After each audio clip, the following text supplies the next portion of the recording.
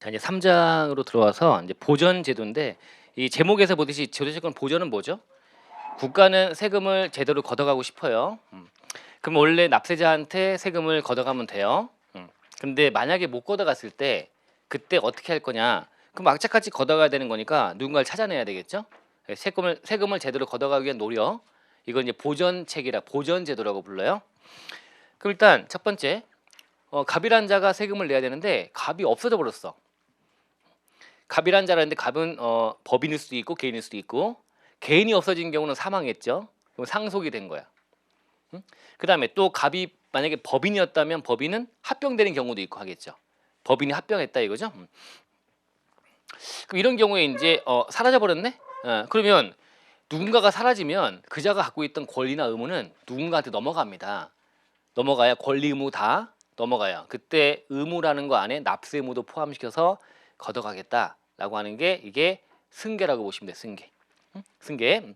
어떤 납세자가 세금을 내야 되는데 그 자가 사라졌네. 그럼 그 자의 모든 걸 떠안는 누군가가 있다면 그 자한테 그 세금도 승계시켜 가지고 물리겠다는 게 승계. 그다음에 여러 명이 공동으로 납세금을 발생한 거야. 수인이. 그러면 연대 책임 물어요. 연대 책임. 그럼 여러 명이 공동으로 발생한 납세금은 지네들끼리는 공동이라고 할지 모르겠지만 국가가 바라볼 때는 이거는 하나로 발생한 거야. 그 안에 지네들끼리 뭐 433인지 뭔지 비율 정해갖고 누가 더 내고 말 내고 이건 니네 사정이고 니네가 한꺼번에 납세 발생했으면 국가는 니네한테 100%씩 달라고 할 거다. 100%씩 이게 연대 납세금이라고 보시면 돼요. 그 다음에 얘가 100억이라는 세금을 벌었어요. 아니, 소득을 벌어 100억을. 그래서 100억 중에 20억만큼 세금 내라고 했어. 근데 20억 중에 한 반만 낸 거야. 10억밖에 안 냈어요. 그럼 10억이라는 금액을 들리고 있어. 왜 그럴까? 이해가 안 되는 거죠. 아니 100억을 다 걷어가는 것도 아니고 100억에 20억만 세금 나와서 20% 20억을 내라고 하는데 왜 그걸 반밖에 못 냈을까? 그 뭔가 원인자가 있지 않을까? 그자한테 그 못 걷어간 나머지 10억만큼의 금액도 걷어가겠다. 이게 보충납세무라고 하는 거예요. 시작이에요. 이게 2차 납세무라고 하는 거야. 2차적인 납세무. 뭐 여기 이제 물적 납세무도 있고 납세 보증인도 있고 등등 이런 게 있다. 납세 보증인은 우리가 일차형으로 보는 거 아니고요. 여러분 볼 필요 없고 물적 납세무는 뭐 한번 들어보신 분 있을 거예요. 부가세 할 때 들어보시기도 했고 이런 것들이 양도담보권자 이런 것도 이제 나오게 되고 이런 것들이 좀 뭔가 세금을 안전하게 걷어가기 위해서 노력들을 하고 있다. 이게 보전제도다라고 하는 거야. 그중에 오늘은 승계 하나 보자는 거야. 얼마 안 남아가지고 승계. 그다음에 다음번에 연대 2차 납세무 보면 되고 연대 납세무 2차 납세무 그래서 그거 중요하니까 좀 보실 거고요. 연대 2차 납세무 정리할 거고 그다음에 이제 무거운 주제가 국세 우선권이라는 주제 하나가 통으로 조금 이제 이것저것 설명할 필요가 있고 뒤에 넘겨보니까 58페이지 담보권자 물적 납세무 나오네요. 그죠? 그런 얘기들 가지고 이제 장 끌어가면 되는 거고 이제 마지막 4장은 불복제도와 권리연장이야. 권리연장은 그냥 읽을 거야. 막 이제 읽을 거니까 그래서 읽어볼게요. 여러분도 없이도 읽을 수 있으니까 이제 그건 마지막에 이제 그 판단해 보고요. 다음 주에 이제 오후 수업하면 좀 부족할 수 있으니까 먼저 얘기해서 좀 7시 8시까지 할 수 있으면 좀 얘기해서 좀 해보면 여러분들은 피곤하겠죠. 하루 종일 들으니까. 그래서 6시 때면 가시라고 할 거예요. 가시고 저 혼자 이제 읽겠다고 이렇게 해서 할 거니까 이제 어쨌든 그런 것들이 남은 게 마지막에 이제 뭐가 중요하고 어떻게 체크하고 이런 것도 알려드릴 거고 하는 건데 한번 쭉 그냥 들어보실 거니까 그러니까 뒤쪽 갈수록 이제 앞에 어려운 거나 설명할 게 많은 거지. 사장은 뭐 불복제도 전반적인 구조 한 타임 그다음에 권리 현장에 관련된 얘기 쭉 읽어보면 한 타임 그렇게 정리하시면 됩니다. 그러니까 뭐 장으로 따지면 2장 이제 3장 이제 들어가는 거니까 많이 남은 것처럼 보여도 상대적으로 2장이 워낙 양이 많았던 거고요. 3, 4장은 상대적으로 작은 거니까 그렇지만 우리가 부족하다 시간이. 그러면 이제 승계란 거 하나만 보자. 승계. 승계는 거기 법적 성격이라고 나와 있거든요. 거기 뭐 포괄승계, 뭐 당연승계란 말이 나오네. 파란 글씨로 돼 있는 게 이게 승계. 아까 승계 얘기했지만 없어졌어. 누군가가 내야 될 납세무자가. 그럼 납세무의 승계. 승계되는 케이스는 없어진 케이스가 사망 아니면 합병 이런 거지. 이제 합병과 상속을 통해서 승계가 되는 경우가 있다. 두 가지만 보시면 되는데 승계는 승계는 지금 아까 파란 글씨가 이거는 누군가가 없어졌는데 그자의 모든 권리무가 당연히 승계가 된 거구나. 그리고 승계될 때는 또 포괄 승계가 되는구나. 포괄해서 승계가 되는구나. 이런 의미. 용어들은 좀 아시면 좋겠고 승계할 때 승계 앞에 당연 승계, 포괄 승계란 말이 붙는다. 이 안에 어떤 내용이 있지? 첫 번째가 이제 합병을 통한 승계예요. 합병. 법인이 합병 이제 하는 거죠. 합병. 합병은 일단 어떤 A라는 법이 있는데 얘가 B라는 법인과 합쳐져 가지고요. 얘가 B가 되는 거지 이제 이렇게. 요게 흡수합병이라고 하는 거야. 흡수합병. 이거 흡수합병. A가 B에 잡아먹히는 거지 이제. 그죠? 그래서 이때 그냥 용어 그냥 표현이 막 나오니까 뭐 합병이란 거에 뭐 표현 보면은 뭐 얘가 없어지잖아. A가 B에 잡아먹혀 가지고 그럼 얘가 A가 소멸법인 되는 거. 소멸. 합병을 통한 소멸되는 법인. 그다음에 이제 B가 이제 살아남죠. 얘가 더해서 B가 되는 거니까 합병 후 존속하는 법이 이렇게 불러요. 그런 표현만 들어본 적이 있다 하자. 그래서 합병은 어려운 거 아니야. 그래서 A가 B에 합병됐을 때 얘가 소멸되는 법인. 그럼 얘가 소멸되니까 얘가 없어지는데 얘가 납세무가 있는 게 있어. 생겨난 게 있어. 성립한 납세무가. 그럼 이건 얘가 내야 되는데 얘 모든 권리 의무가 B로 넘어가니까 B가 네가 얘를 승계받아서 얘 모든 자산과 모든 부채와 이런 거 다 네가 떠안는 거니까 납세무도 네가 떠안아야 되겠다라고 하는 거야. 그죠? 이런 의미야 승계. 내야 된다. 근데 또 합병 이런 것도 있죠. A하고 B하고 더해갖고요. C가 되는 경우도 있겠죠. 이렇게. 그럼 이제 얘는 다 없어진 거네. 다 소멸되는 거네. A도 소멸되죠. B도 소멸되죠. 그리고 이제 C가 생기는 거죠. 합병을 통해서 얘가 설립하는 거죠. 설립. 신설되는 거죠. 그러니까 합병을 설립하는 법인이 이 소멸된 두 법인의 납세물을 떠안아갖고 얘가 내면 되는 거야. 이런 식으로 되는 게 이게 합병을 통한 승계다. 이때 그러면 승계가 되는 거 알겠는데 그러면 승계된다는 얘기는 당연 승계, 포괄 승계니까 이 A 단계에서 또는 A나 B 단계에서 얘로 이렇게 넘어가는 것들은 세금이 생겨나기만 하면 다 성립 이후에는 확정도 되고 내야 되는 거고 하니까 모든 세금이 다 넘어가는 거니까 상인이 성립된 국세가 되겠죠? 대상 국세가. 그래서 이런 거다라고 하고 이제 플러스 추가적으로 얘는 일단 대상 국세가 뭐냐? 성립 국세라는 거야. 성립만 됐다면 승계가 된다는 거지. 당연한 거죠. 성립은 됐다면 아직 확정 안 됐어도 추상적이지만 구체적으로 이제 아직 확정은 안 됐다 하더라도 생겨났으면 확정도 될 것이고 내야 되는 거니까 일단 생긴 거는 다 책임지라는 얘기죠. 성립국세. 그럼 표현이 뭐라고 됐냐면 부과되거나 이 표현이 이 피합병법인 잡아먹힌 소멸법인에 부과가 되거나 납부할 이렇게 돼 있어 표현이. 그러면 마지막이 납부할이야. 그 표현은 부과될 납부할로 보면 되겠죠. 마지막이 할이니까 뭐뭐할 부과될 납부할. 그럼 부과될이란 말은 뭐가 됐다는 얘기야. 부과될 성립 이후에 부과권 행사하는 거니까 성립한 이 얘기죠. 얘는 납부할이라는 얘기는 납부라는 얘기는 내야 되는 거니까 확정은 됐다는 얘기지. 그러면 성립하거나 확정된 거 합치면 뭐야? 성립국세죠. 맞죠? 성립한 세금, 확정된 세금 두 개 합쳐서 그냥 포괄적으로 표현하면 성립국세죠. 이해 안 되세요? 무슨 말이지? 빨리 해야 돼 우리가. 시간이 얼마 안 남았어요. 초등학생하고 중학생하고 어디 관람 영화관 들어갔는데 초등학생 입장가. 그럼 중학생도 들어가고 초등학생 들어가는 거잖아. 그럼 표현하면 넓게 표현하면 초등학생부터 표현하면 되는 거 아닙니까? 그럼 얘가 성립 그다음에 확정이라면 둘을 합쳐보면 성립국세라고 하면 되는 거잖아. 성립만 됐다면 그죠? 확정된 건 당연히 성립되고 확정된 거니까 당연히 거쳤을 거고 확정은. 그럼 성립은 성립국세라고 하는 거야. 그래서 성립된 이후의 국세는 다 책임지는 거야. 생겨났다면 다 책임지는 거야. 그다음에 얘는 한도가 이제 승계받아서 책임질 때도 한도 뭔가 승계됐는데 내 한도를 두고 책임질 거냐? 한도가 없대요. 다 책임지는 거야. 한도 없어. 이건 합병은 자발적이야. 합병은 이 합병할 때 얘가 떠안을 수 있다라고 감내할 수 있어야 합병하는 거야. 그 모든 자산도 있고 부채도 있고 넘어오는데 납세무도 얼마 낼 게 생기겠네. 아직 금액은 안 나왔어도 일단 있다는 걸 알았다면 그것도 내가 떠안을 수 있다고 판단됐기 때문에 합병하는 거라고 보는 거야. 그럼 한도는 둘 필요 없이 그냥 다 책임지는 거다. 감내할 수 있었지라고 하는 거야. 근데 상속은 달라. 상속은 어쩔 수 없이 불가피하게 돌아가신 아버지 때문에 아버지의 납세무가 넘겨받는 거기 때문에 얘가 내가 자발적으로 뭔가 하는 게 아니잖아요. 그죠? 그냥 떠안는 거잖아. 그러니까 이거는 한도를 둘 수밖에 없어. 근데 합병은 한도가 없어. 그죠? 이렇게 돼 있다. 그러면 비교할게. 이제 두 번째 이제 또 이제 상속이야. 상속 시 납세무의 승계. 상속은 누구의 납세무가? 피상속인의 납세무가. 돌아가신 이제 피상속인의 납세무가 이제 아들, 딸 상속인에게 승계가 된다라고 보시면 되겠죠. 이 피상속인의 납세무가 상속인에게 승계된다. 이렇게 쭉 승계가 되는 거지. 이렇게. 그러면 아버지 돌아가시면 아버지가 남긴 재산, 아버지가 남긴 빚 다 이거 떠안는 거잖아요. 그래서 이때 일반적인 상속은 단순 승인이라고. 단순 승인. 가만히 있으면 단순하게 승인되는 거야. 그죠? 내가 뭐 승인할게라고 하는 거 안 해. 그냥 가만히 있으면 승인되는 거야. 단순한 승인. 근데 이제 아버지한테 물려받는 거 이것저것 자산보다 부채가 크다면, 자산보다 부채가 크면 참고 이제 보는 거야.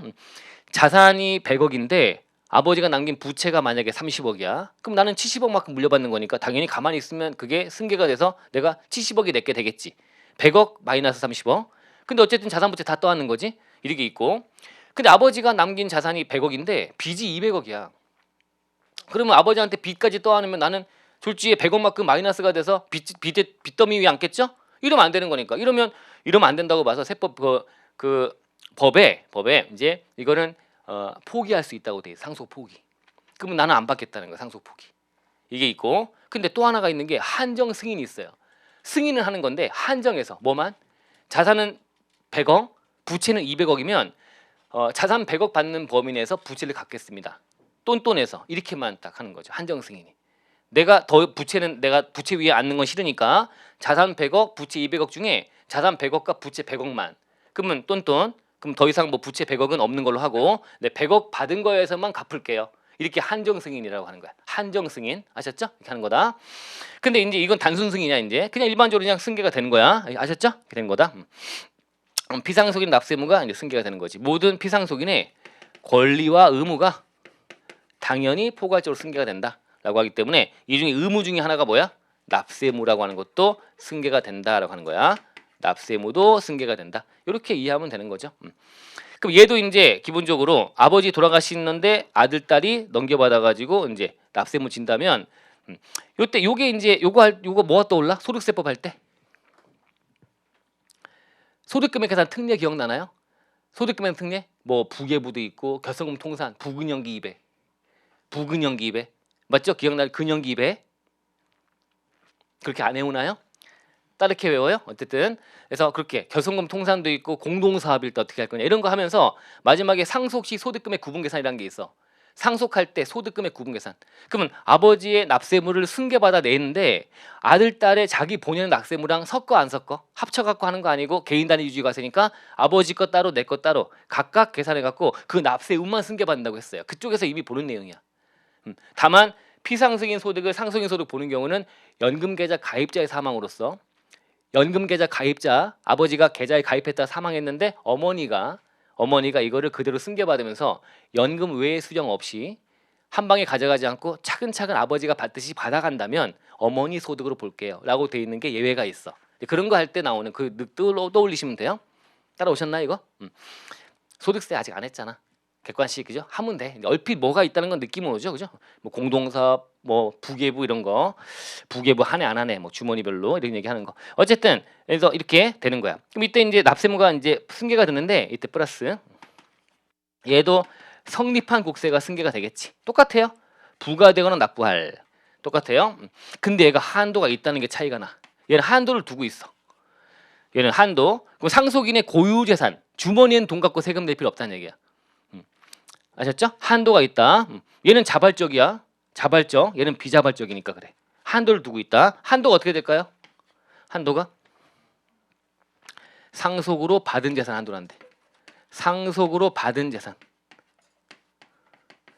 받은 걸 한도란데요. 상속 등에 받은 걸 한도란데. 받은 거. 그럼 받은 것만 갖고 이제 납세물을 승계받아 세금을 내니 자기 지갑은 꺼낼 필요 없다는 얘기야. 그렇게까지는 안 하겠다는 거야. 상속으로 받은 것만 갖고 세금 내라는 얘기야. 한도. 그럼 받은 자산이 뭘까요? 어떻게 구하면 될까요? 아버지한테 받은 자산에서 부채를 빼면 되겠지. 그 다음에 또 뭐도 있을까요? 상속세 이렇게 있겠죠. 세금을 내야지. 이거는 상속세야.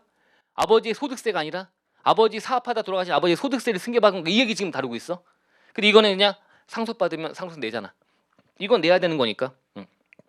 이거 물려받는 거에 대한 세금 이것까지 고려해서 이것까지 한도로 만들겠다는 거야. 여기까지만 내라고 하는 거야. 따라오셨죠? 요게 받은 재산이다. 이것도 고려하네요. 세금도 상속세라는 세금도 고려하네. 상속세 이렇게 고려해서 이걸 뺀 금액을 한도로 해서 책임진다. 각자 책임진다라고 하는 거야.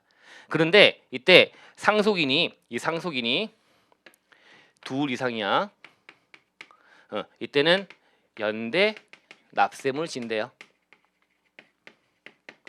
아까 우리 연대납세물은 어떤 하나의 납세물가 2명 이상이 동시에 발생하게 되면 공동으로 발생하게 되면 이때는 연대책임 묻는다. 그 얘기야. 아버지가 돌아가신 사건을 계기로 납세물가 승계되는 것이 상속이 여러 명이면 같이 승계받는 거니까 공동으로 발생한 거니까 이 안에서는 또 연대납세물 지겠지. 아셨죠? 이렇게 표현 진다. 연대납세물은 뭐 다음번에 또 보실 내용이기도 하고 이거 이어서 근데 어쨌든 진다는 것만 메모하시면 되고요. 이제 교재 들어가 볼게요. 이제 법적 성격을 읽어보시면 되고요. 거기 1번, 2번 당연승계, 포괄승계 내용 봤으니까 이제 내용은 거기 이제 3번은 다른 세법이 규정이 국기법 규정이 우선한 별도 규정이래요. 옛날에 국기법 우선이다라고 돼 있고 개별세법에 다른 말 할 수 있다 17가지 정했던 시절에 하나였단 얘기야. 그때는 의미가 있었지만 지금은 국기법 우선은 원칙이 아니잖아. 지금은 개별세법 등에 다른 말하고 있으면 그게 우선이고 없는 경우에만 국기법을 따른다고 돼 있기 때문에 지금은 입장이 바뀌었으니까 크게 의미 없는 거야. 옛날에는 이것도 의미 있었는데 자 국기법 우선의 원칙을 벗어나는 예외 규정에 들어가 있었는데 지금은 입장이 바뀌어 버렸습니다. 국기법이 뒤로 밀립니다. 그러니까 의미가 크게 없다. 3번은 그렇고요. 4번은 성립국세만 된다라고 하는 거죠. 성립국세 부과되거나 납부할 맞죠 표현 성립한 국세 한다. 모든 납세물가 승계되기 때문에 이천납세물이나 이런 것도 다 승계된다는 거야. 이 아버지가 내야 될 돌아가신 분이 내야 될 모든 납세물가 다 승계되기 때문에 이 피상속인 입장에서 이천납세물가 있다든가 이 입장에서 이 아버지 입장에서 이것도 다 승계가 된다. 그 얘기를 하고 싶은 거야. 이게 포괄승계 당연승계죠. 모든 게 다 승계된다 그런 얘기를 하는 거고요. 그 다음에 이제 상속 나오네. 상속 합병은 봤으니까 넘어가면 되고요. 한도 없다 이런 얘기. 이제 상속을 잘 보면 되는데 상속 양이 많잖아요. 그 상속은 이제 본래 납세자 누가 낼 세금이냐? 비상속인. 근데 누가 승계받는다? 상속인 또는 상속자는 관리인 돼 있네요. 그 다음에 한도가 있네요. 한도가 받은 재산 한도란다. 그죠? 받은 재산 자산 빼기 부채 상속세 뺀다라고 하는 게 꽃표시까지 됐죠. 여기까지 따라왔어요. 그 다음에 2명 이상이면 이때 이거 진다라고 하는 거야. 연대납세무 2명 이상이면 여기서 규정 하나가 최근에 바뀌고 들어온 게 거기 이제 박스도 있고 막 그런 거야. 거기 4번 가볼게. 4번. 이건 이해만 잠깐 할게. 지금 크게 중요하지 않아. 그냥 느낌만 가져놓으세요. 이게 뭐냐면 상속인이 2명 이상이래요. 그러면 연대납세물은 둘째 문제고 각자 얼마씩 부담할 건지 구해가지고 그 세금이 나온 거를 연대책임 묻는 거예요. 그럼 일단 각자 부담할 세금을 먼저 구해야 되겠지. 근데 웃기게 돼 있던 게 과거의 규정이 거기 각자 있으면 거기 4번에 똥을 4번에 거기 땡땡에서 땡땡 각각의 상속인이 다음에 따라 나누어 계산하여 한도 범위 내에서 연대납세물을 분담하는 이렇게 돼 있거든요. 이 다음에 따라 나누어라는 표현이야. 다음에 따라 나누어. 거기 첫 번째 기억이 원칙이 뭐예요? 민법상의 상속분에 따라 나누어 부담한대.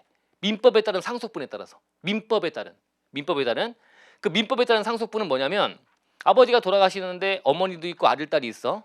만약에 어머니 없이 아들 딸만 있어. 그러면 민법에 따른 상속분은 법정 상속분이 1대1이야. 1대1. 아들 딸 있으면 아들 1, 딸 1. 아셨죠?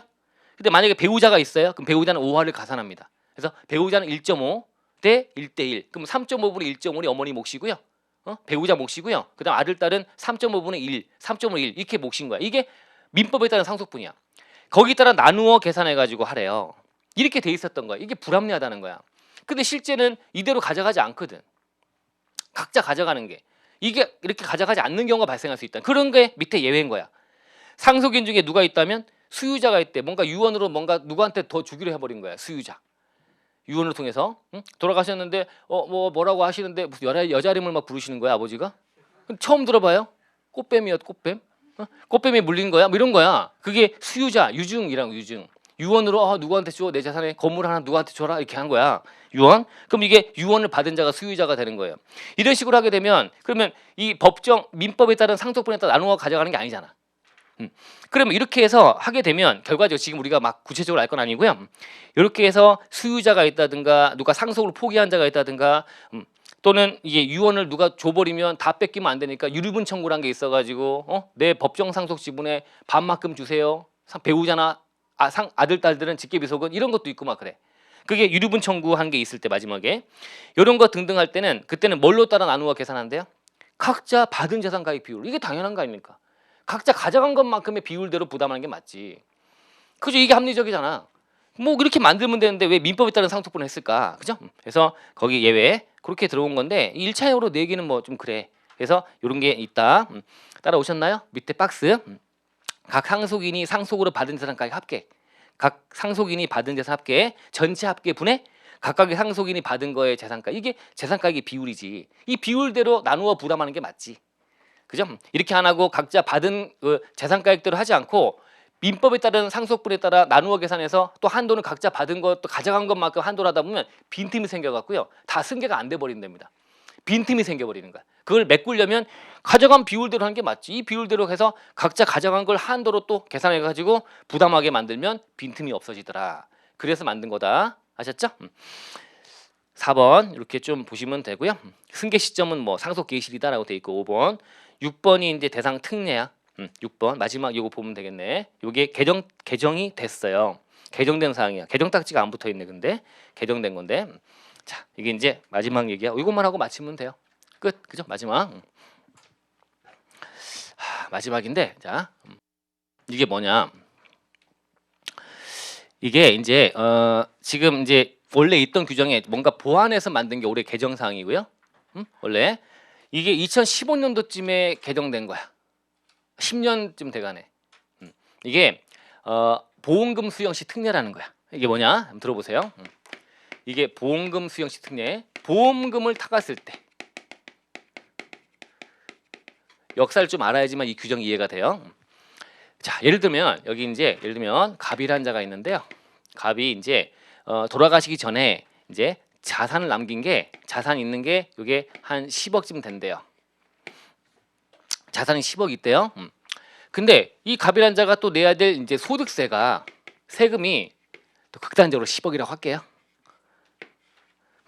그래서 갑이 이제 사망해. 그러면 이제 이렇게 해서 이제 상속이 A한테 상속이 되는 거야. A가 이제 상속인이야. 아들 혼자밖에 없다고 칠게. 아들 혼자야. A가 아들이야. 아들이 상속받는 거야. 그러면 당연히 자산은 이게 승계가 되겠지. 맞아요? 자산은 승계받겠죠? 근데 이 납세무인 갑이 내야 될 소득세도 역시 어떻게 돼? 당연히 승계가 되잖아요. 세금도. 그럼 내 금쪽 같은 아들이 자산을 10억 주는 건데 세금 10억도 떠안게 되니 가져가는 금액은 0이네. 그렇지 않습니까? 아들이 아무것도 못 가져가잖아. 10억짜리 물려주면 그걸로 팔아든 뭐라든 10억 세금을 내야 되는 상황에 놓이는 거잖아. 그죠? 그럼 그게 그렇게 해야 돼 말아야 돼? 이렇게 해야죠. 법인데 그죠? 당연히 10억 물려받는데 갑이 있었다면 자기 자산으로 세금을 내야 되는 상황 아닙니까? 근데 이게 승계가 되면 아들이 물려받아서 이걸로 세금을 내는 게 당연한 거지. 당연하긴 하는데 갑 입장에서는 이게 이렇게 되면 내 사랑하는 아들이 이 생각을 한 거지. 그래서 장난을 치기 시작하는 거야. 어떻게 하면 되냐면 이런 상황이다. 그러면 이제 갑이 이제 얘 A를 보험금 수익자로 하는 A를 보험에 가입하는 거야. 보험에. 이 보험이란 걸 이용하는 거야. 보험을 이용하는 거예요. 그래서 일단 A를 상속인 A를 수익을 받아갈 수익자로 하는 보험에 가입하는 거야. 보험 가입해서 자기 자산을 다 올인해. 여기다가 다 10억이란 금액을 다 때려 넣어버리는 거야. 자산은 10억을 다 때려 넣어버려. 보험 가입한 다음에 이제 이렇게 한 다음에 플러스 이제 갑이 사망하잖아요. 사망해서 상속이 개시가 되잖아요. 개시가 됐을 때 이때 이제 A는 상속을 포기하는 거야. 자기는 안 받겠다고 포기해 버리는 거야. 상속 포기. 이렇게 되면 어떻게 되느냐라고 하는 거야. 그러면 이때 납세무 승계라고 하는 국기법 규정을 적용할 때 지금 뭐가 문제가 돼요? 이때? 그럼 이때 보험 가입해서 보험금을 탔잖아요. 지금 A가. 그 다음에 A는 상속을 포기했잖아. 그러면 지금 납세무 승계 입장에서 여기만 대입해 보면 납세무 승계받는 승계자는 이 납세무 승계받는 자는 누구야? 상속인이 승계받는 거 아닙니까? 그러면 이때 상속인의 범위에 포기자가 포함될 거냐? A가 이 승계받는 자에 늘 거냐 말 거냐가 문제가 되고 그 다음에 는다면 그 다음 뭐야? 상속으로 받은 재산을 한도를 한다는데 받아간 걸 한도를 하는데 이건 받은 건 지금 있어 없어? 이건 받았으면 못 받아 자산을. 아버지가 해서 보험에 가입해버렸기 때문에 이건 없어졌어요. 돈이 없어. 그러면 뭐밖에 안 받아? 보험금을 타는데 그 보험금 받은 게 받은 재산에 포함할 거냐? 이 두 가지가 문제가 된 거야. 이 두 가지가 따라오셨나요? 이렇게 했을 때 상황이 극단적으로 이렇게 봤으니까 좀 그렇지만 어쨌든 이렇게 했을 때 이때 이제 문제가 되는 게 적어볼게요. 이때 A를 상속인 A 상속 포기자 포기자인 여기 A 포기자를 납세무의 승계를 받는 납세무 승계자의 여기다가 포함할 건지 여부. 이게 첫 번째 문제가 되고 A를 상속인으로 봐서 납세무 승계자에 포함할 거냐? 포함할 거냐? 그 다음에 또 이때 받은 사망보험금 탄 거를 보험금을 이제 한도 구할 때 나오는 상속으로 받은 재산, 받은 재산에 이거를 포함할 거냐, 포함 여부. 이 두 가지가 문제가 된 거란 말이에요. 이 두 가지가. 그럼 어떻게 바라볼 거냐에 대해서 이제 먼저 다른 법을 한번 볼게요. 민법. 이건 민법상의 상속 포기 제도고 이것도 이제 민법에 따라 영향을 받는 민법. 이 상속 포기 제도는요. 민법에 따른 제도야. 맞죠? 그 민법에 따르면 상속 포기한 자는 상속인인 거 아닌가? 상속을 포기했는데 상속인이 아니잖아. 그럼 납세무 승계받은 상속인의 범위에 포함해 안 해? 안 하는 거죠. 포함을. 민법은. 응? 그 다음에 또 민법에서 사망할 때 보험금을 타는 거는 갑이 보험에 가입하고 돌아가시고 A가 보험금 받아가는 거는 이거는 상속 재산에는 상속 개시 당시에 그 상속인한테 귀속돼 있어야 되는데 이건 귀속돼 있는 것이 아니라 사망하고 나서 상속인들이 이거를 받아가는 거기 때문에 이건 상속인들의 고유 권한이래요. 보험금 지급 청구권이 민법에서는 상속인들의 고유 권한이야. 그러면 남긴 재산이라고 할 때는 그때는 돌아가신 현재 아버지한테 귀속돼 있어야 되는데 귀속이 안 돼 있잖아. 얘가 아버지한테 귀속이 되는 게 아니라 아버지는 보험 가입자고 그냥 수익자가 아들로 돼 있기 때문에 수익자 아들이 받아가는 거지 아버지는 아무런 관련이 없다고 생각하는 거야. 민법에서는. 그래서 이것도 포함해 안 해? 재산에 받은 거에? 응? 상속을 통해 받은 재산에 포함해 안 해? 이게 포함이 안 한다는 게 이 민법의 태도야. 민법에서는 둘 다 안 집어넣어요. 그러면 우리 세법은 국기법은 국세기본법. 국기법은 어떻게 규정이 과거에 없었어. 이거에 대한 규정이 없어. 국기법이. 다툼밖에 없고 판례만 나오고 한 거지 이제. 2015년쯤까지 판례가 막 나오고 한 거야. 2015년쯤까지 규정이 들어오기 전까지 자꾸 판례가 나오는 거야. 판례가 나오는데 뭐라고 할까? 판례에서는 국기법에 규정이 없다. 세법에 규정이 없으면 다른 법에 따라라 이거죠.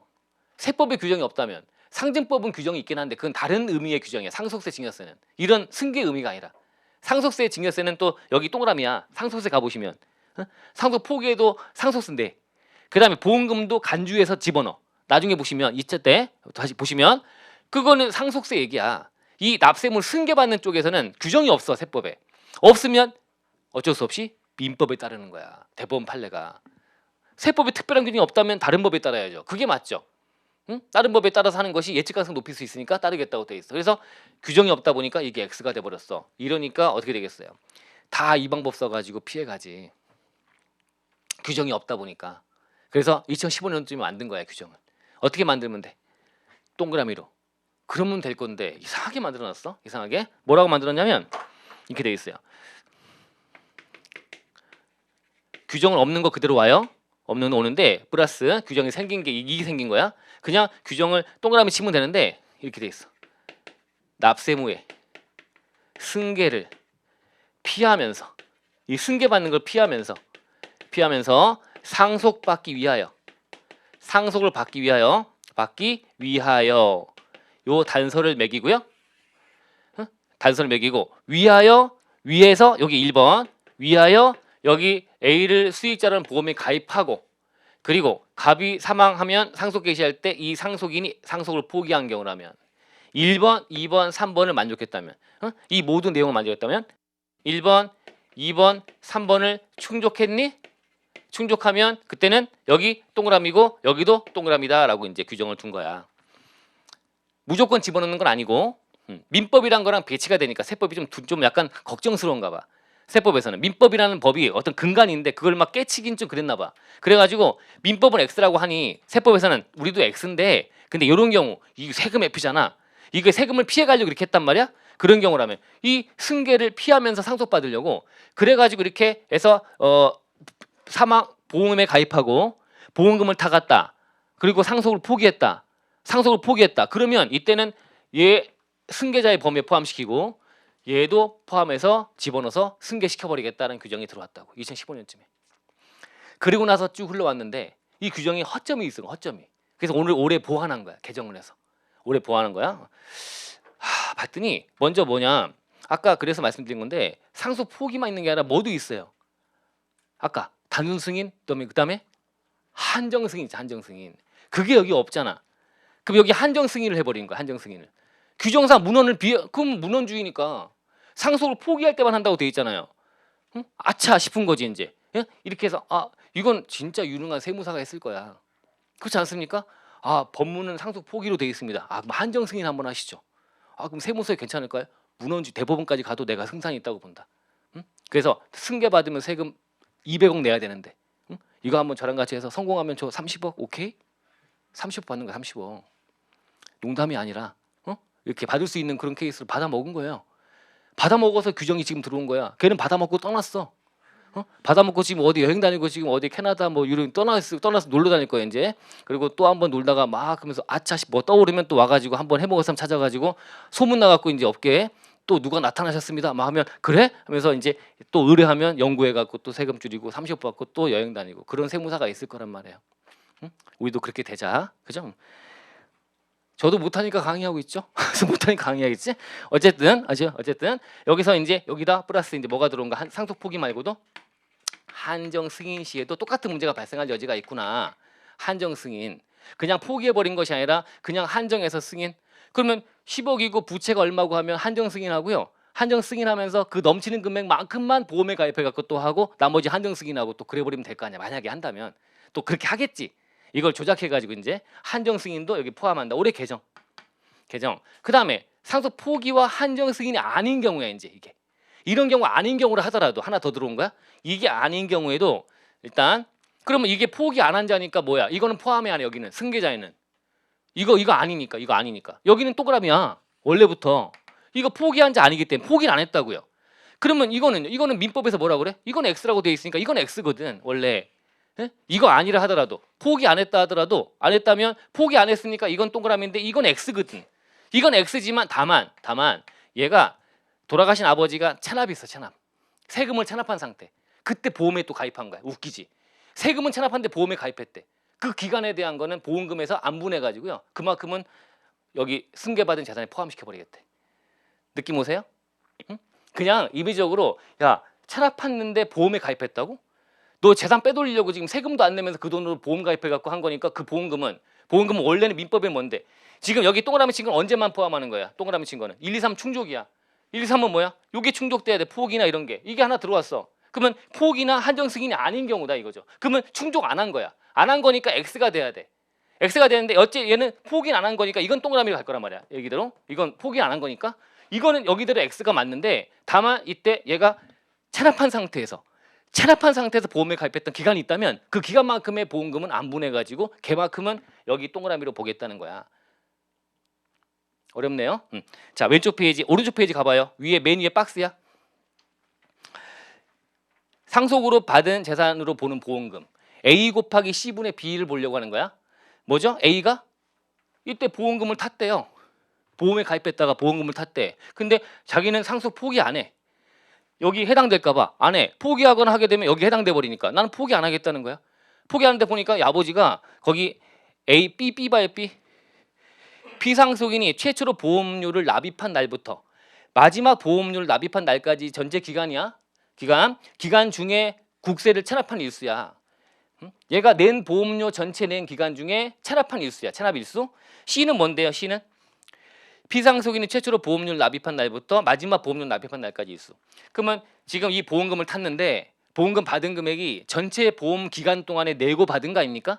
전체 보험료는 아버지가 냈던 전체 보험료 기간, 가입 기간, 분의 위에 분자에는 체납 기간. 보험료 냈는데 그 기간 중 체납한 기간. 그럼 체납한 기간에 내서 받는 보험금이 나오잖아. 안 분하면. 이 보험금이 만약에 10억 탔는데 10억 곱하기 전체 기간이 한 7년 동안 낸 거야. 그 중에 한 4년은 체납했어. 마지막에 막판에 4년은. 그러면 세금 체납하는데 근데 보험료를 냈다는 거 아닙니까? 그러면 이건 빼돌리기 위한 거라고 보기 때문에 7분의 4 이렇게 7년분의 4년 이걸 분자에 집어넣어서 10억 받은 거에 7분의 4만큼의 금액은 이거는 여기는 원래 X가 맞지만 x지만 동그라미로 바꾸겠다는 거야. 이거를 x가 맞지만 동그라미로, x지만 동그라미로. 요만큼 해서 여기다 보험금을 집어넣겠다는 거. 이걸 집어넣어서. 이건 어차피 동그라미고 포기 안 했으니까. 아셨죠? 다시 이렇게 돼버리면 모두 충족되면 무조건 이건 동그라미니까 전액을 다 보험금 받은 걸 다 자산에 집어넣는 거야. 보험금 받은 거 다. 맞죠? 다 집어넣는 거야. 다 집어넣어서 하는 거야. 근데 거기에 뭐가 추가됐다고 개정돼서 한정 승인이. 상속 포기 말고 한정 승인도 포함하겠다 이거죠. 포기 다 하는 것이 아니라 나는 자산과 부채만큼을 똔똔 되는 것만큼만 상속받을래요? 나는 한정 승인도 포함하겠다. 마찬가지인데 얘가 빠져 있으니까 문헌적으로 장난치더라. 그러니까 얘를 집어넣었다. 그리고 얘가 포기나 한정 승인이 아니더라도 이거 아니면 원래 충족 못했으니까 X로 가는 게 맞는데 근데 이거는 보니까 포기 안 했네. 그러니까 원래 포기 안 한 자면 포기자가 아니기 때문에 여기는 승계자는 포함하는 거야. 그렇다면 금액은 포함 못 하겠네. 그죠? 충족을 못했기 때문에 X니까 충족 못해서 포기자가 아니니까 포기 안 했으니까 여기는 충족 못하니까 이게 X가 되는데 그렇지만 이 중에 체납 기간 동안에 냈던 보험금만큼 안 분해가지고 그만큼은 여기 10억 중에 7분의 4만큼은 여기 집어넣어서 승계 범위에 포함시켜가지고 세금을 승계시켜서 내라고 하겠다는 거야. 아셨죠? 이렇게 약간 빈틈을 보완했다고 보시면 돼요. 따라오셨나요? 아셨죠? 이렇게 됐다. A, B, C 의미를 좀 보시면 되고 이 정도로 해서 이제 개념을 좀 이해만 하셨으면 됐습니다. 왼쪽 페이지 하단가 보시면 기억 부위 기억? 맨 밑에 기억? 한정 승인 또는 포기라고 돼 있죠. 원래 포기만 있다가 한정 승인 들어가서 이때 보험금 받았다면 받은 보험금 전액이 요건 충족이니까 전액이 동그라미 전액이 그 다음에 밑에 니은이 이렇게 포기하지 않은 거야. 포기하지 않은 상태 상속 포기나 한정 승인은 아니야. 밑에 두 번째 줄에 있잖아. 조그맣게 한정 승인 상속 포기는 아님 제외함. 그게 아닌 경우라 하더라도 그게 아니면 상속인은 맞기 때문에 여기 승계자는 맞는데 근데 민법상에 여기는 이런 보험금은 민법상에 상속인 고유 권한이기 때문에 여기 안 들어간다고 돼 있단 말이에요. X란 말이야. 이거는 상속받은 재산이 아니야. 민법상. 아셨죠? 이 보험금은 상속인들의 권리야. 돌아가신 아버지의 권리가 아니라. 그래서 포함 안 한다고 돼 있는 거대로 하면 안 돼 버리니까 얘는 동그라미지만 안 되는 거니까 어차피 승계 못 시켜. 그렇지만 체납한 기간 동안에 보험 낸 중에 체납한 기간이 만약에 있다면 체납하면서 냈단 말이야. 그 기간은 그냥 법에서 안 분해서 그냥 7년분의 4년 월수로 안 분해가지고요. 그만큼의 금액은 있는 걸로 쳐버리겠다는 거야. 민법과 달리 세법의 규정을 둬버린 것이. 아시겠죠? 이해를 못하면 안 끝나요. 오늘 끝나야 되는데 이거 따라오셨나요? 여기서 그냥 이거 100% 이해해서 막 하라는 얘기 아니야. 얼추 그렇겠구나 느낌 가지고 이 규정이 문헌 나오면 그냥 그런가 보다라고 풀 수 있으면 돼. 맞죠? 나중에 더 깊이 생각해 볼 시간이 올 거고요. 지금 이렇게 하면 규정에 이렇게 돼 있구나. 이게 웃기다. 그냥 요건 같은 거 뭘 따지니? 그냥 승계를 이거 다 따지지 말고 세법의 규정을 동그라미 해버리면 되지 그냥. 제 생각은 그래요. 근데 민법을 어긋나게 하기 힘든가 봐. 그냥 어차피 이런 거는 세법상의 문제가 많이 커지니 앞으로도 점점 다른 방법으로 또 뭔가 하면 또 만들고 그러지 말고 그냥 세법은 세법의 규정이 없다 보니까 그렇다. 그러면 이런 경우에는 세법에서는 이거는 승계자입니다. 그다음에 보험금은 세법에서 이거는 받은 걸로 볼 거예요. 이래 버리면 그만인데 이거를 그대로 둔 채 이렇게 요건 충족하면 피하면서 상속받기 위하여 이렇게 하면 하겠다라는 규정을 만들다 보니 여기 됐는데 이러다 보니 규정을 피해 가려고 하는 이자가 생겨서 이걸 집어넣고 가만히 이거 집어넣으면 생각해 보니까 또 이렇게 장난친 놈들도 있었던 거야. 그래서 이렇게 해서 체납한 상태로 보험에 가입했다고? 웃기잖아. 세금 못 내고 보험료 냈단 말이야. 세금은 안 내는데 보험료 내서 체납했는데 체납자가 보험금이 어디서 돈이 냈지? 세금도 안 내고 그러면 괘씸하니까 그 기간에 대한 거는 이렇게 장난친 걸로 봐서 그 기간은 여기다 넣어가지고 안 분해갖고 보험금을 원래 X인데 동그라미로 만들어서 내게 하겠다는 거지. 승계받아서. 아셨죠? 여기까지가 우리가 보신 내용. 연대납세무는 이제 다음번에 보고 하면서 한꺼번에 문제는 풀어드릴게요. 다음번에 복습해 오시고요. 일단은 다음 주 오후에 수업 진행하는 걸로 해서 일단 최대한 열심히 한번 달려보고 해서 해보겠습니다. 지금 뭐 정신없이 객관식 수업 듣고 하면서 가실 텐데 그게 맞아요. 아무 생각 없이 가는 게 우리가 답이야. 중간에 생각이 떠오르지 않고 그냥 꾸역꾸역 하면서 뭔가 하루하루 힘들고 하는데 꾸역 가는 느낌. 다 그렇게 해서 붙고 다 그러는 거니까 잘하고 계신 거예요. 그래서 여유가 있는 분은 없죠, 그죠? 그리고 이제 하루 종일 수업도 듣는 앉아 있으면 정말 힘들기도 하고. 근데 우리가 책상을 좋은 걸로 바꿔놔가지고 이제 해서 그건 괜찮긴 한데 옛날 책상 같으면 정말 이제 정말 죄송한 거죠. 근데 의자가 너무 편하더라고요. 우리 회의한다고 잠 앉아 있다가 우리 계속 안 갈 뻔해서 너무 좋아가지고요. 그래서 여기 자도 되겠다 막 이렇게 그래서 그랬는데 어쨌든 그래서 하루 종일 또 수업 듣느라 힘드셨을 텐데 좀 이제 빠른 시간 내에 복습을 좀 하시고 중간 짬 내가지고 그게 남는 거다. 안 그러면 나중에 시간이 2배 더 든다. 더 든다. 그래서 어차피 해야 될 거면 하셔야 되고요. 나중에 국기를 다 들으신 다음에는 요 중에 그래도 내가 좀 가져갈 장 너무 이건 어렵다 그러면 스킵을 또 해요. 나름대로는 해. 그렇게 안 나오길 기대해야 되는 거지. 다 하면 좋지만 다 역부족이라서 그래서 보통은 2장은 다 하세요라고 해. 2장이 워낙 양이 많은데 출제가 많이 되니까 2장은 다 잘 보세요. 이렇게 얘기하고 하는데 나중에는 그런 판가름도 될 거예요. 아 나는 몇 장은 못 가져가겠다. 그러면 나름대로 판단하는 거야. 우리가 다 100점 맞는 시험 아니기 때문에 하는데 우리 듣는 데까지는 듣고 판단 나중에 해보고 최대한 다 가져가려고 한번 해보자. 역부족이면 좀 빼는 것도 빼고 이해가 안 되는 부분들은 날려버리고 해도 돼요. 그리고 이제 기본만 돼 있으면 얹어 갖고 2차 동차 때도 해보고 하면 되는 거니까 그런 생각하시고 하시면 좋겠습니다. 다음 주에 뵙겠습니다. 수고 많이 하셨습니다. 감사합니다.